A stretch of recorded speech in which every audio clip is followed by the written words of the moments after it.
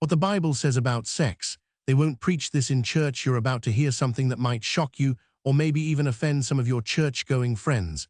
But before we dive into this sensitive topic, let's set the record straight. We're not here to judge, criticize, or preach judgment. We're simply going to explore what the Bible has to say about sex. Now, I know what you might be thinking. Isn't that what preachers are for?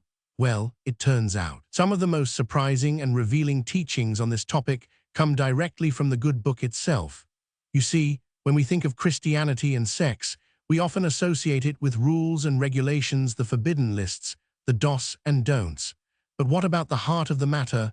What does God really say about our most intimate desires, relationships, and experiences? Let's start with one of the most commonly misunderstood passages in the Bible, 1 Corinthians 6:18-20. Here it is, flee from sexual immorality. All other sins a person commits are outside the body, but whoever sins sexually sins against their own body. Do you not know that your bodies are temples of the Holy Spirit, who is in you, whom you have received from God? Now, let's break this down. Paul isn't just talking about sex outside of marriage. He's pointing to something deep, our connection with God. Consider Ephesians 5:22-33. In a world where love and relationships are increasingly transactional, we often forget the sacrificial nature of love that Jesus embodies. Here, Paul is saying that marriage should reflect this same selfless, giving love not just romantic or erotic feelings, but true sacrifice for one another.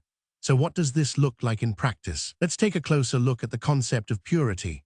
In 1 Thessalonians 4:3-7, we find that Paul encourages believers to live a life worthy of God. This includes not just physical purity, but also living with integrity and simplicity. It's about recognizing our bodies are temples and treating them as such. Another crucial aspect is self-control. In Galatians 5:22-23, we're told that the fruit of the Spirit includes self-control. What does this mean in the context of sex? It means understanding our desires and choosing to act with restraint when necessary. This isn't about suppressing or denying ourselves, but rather about cultivating self-awareness. Let's not forget that the Bible also speaks to relationships outside of marriage. In 1 Corinthians 7:39, we see that it's better for a widow or widower not to remarry, as they are more focused on their relationship with God. This isn't just about practical considerations. It's about recognizing our primary responsibility is to follow Jesus.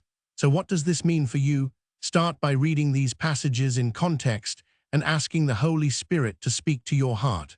Take small steps towards cultivating self-control, understanding your desires, and living with integrity. Thanks for watching. Please like, share, and subscribe to this channel. God bless you.